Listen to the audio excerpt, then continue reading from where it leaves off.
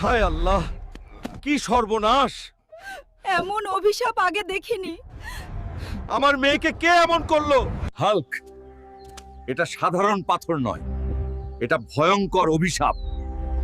তাহলে উপায় কি? তোমার মেয়েকে বাঁচাতে হলেই জাহান্নাম থেকে আগুন আনতে হবে। জাহান্নাম? আমার মেয়ের জন্য আমি সব করব। জাহান্নাম হলেও আমি যাব। আল্লাহ তোমাকে রক্ষা করুক। ফিরে না আসা পর্যন্ত অপেক্ষা করো। এটাই কি জাহান্নামের দরজা? আমার মেয়ের জন্য আমি পিছু হটব না। দরজা খুল! কি ভয়ঙ্কর জায়গা! কিন্তু আমার মেয়ের জন্য এখানেও ঢুকতে হবে। মানুষ, ফিরে যাও। আগুনের মূল্য